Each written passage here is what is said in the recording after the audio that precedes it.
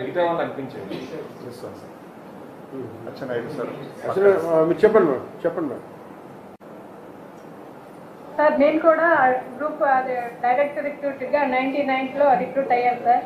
25 weeks ఎంపీడీగా చేసి తమ దయ వల్ల మాకు కూడా ప్రమోషన్ రావడం జరిగింది సార్. Thank you. చెప్పినట్టు పైన పంచుకుంటారా మన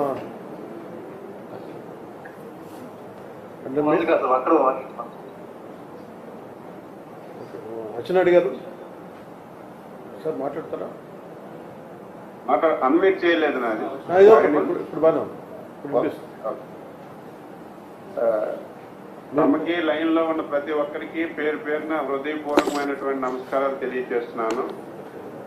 అత్యంత ప్రాధాన్యమైనటువంటి department Panchayati Raj and rural development. చాలా ఆనందంగా ఉంది. ఇప్పుడే మన కృష్ణతేజ్ గారు చెప్పినట్టుగా ప్రతి డిపార్ట్మెంట్ కి డివిజన్ స్థాయిలో ఒక హెడ్ ఉండి ఆ డిపార్ట్మెంట్ ని ఇన్ని సంవత్సరాలు పర్యవేక్షిస్తున్న విషయం మనందరికీ తెలుసు. అందులో పంచాయతీరాజ్లో ఈ రోజు తమరు ఓపెన్ చేసినటువంటి డీడీఓ ఆఫీసు చాలా కీలకమైనటువంటి ఆఫీసుగా మార్పు చెందుతుంది.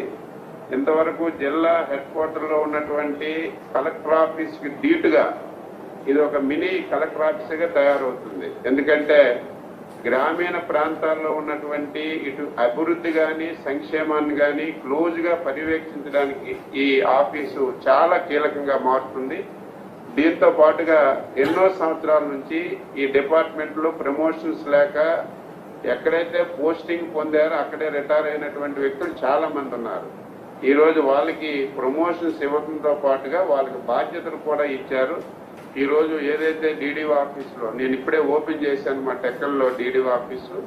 ఇక్కడ డీడీఓగా మాకు అలివేలు మమ్మ గారు ఉన్నారు. ఇక్కడ అదేవిధంగా డిప్యూటీ పంచాయతీ ఆఫీసు ఒక ఆయన, అదేవిధంగా అత్యంత ప్రాధాన్యమైనటువంటి ఈ డోమా ఆఫీసర్ కూడా ఇక్కడ ఉంటున్నారు.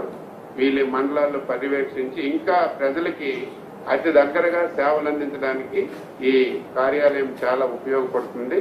అయితే ఆఫీసులు కూడా ఇప్పుడు మనం తాత్కాలికంగా ఏర్పాటు చేసాం. రేపు భవిష్యత్తులో మనం నిధులన్నీ చూసుకొని దీన్ని శాశ్వతంగా ఆఫీసులు కూడా తయారు చేసుకుంటే రేపు భవిష్యత్తులో ప్రతి ఒక్కరికి ఉపయోగపడుతుందని చెప్పి తెలియజేస్తూ మరొకసారి మీకు మనస్ఫూర్తిగా అభినందనలు తెలియజేస్తూ ఇంత మంచి కార్యక్రమాన్ని ఇచ్చినటువంటి మీకు అందరి తరఫున మరొకసారి అభినందిస్తున్నాను.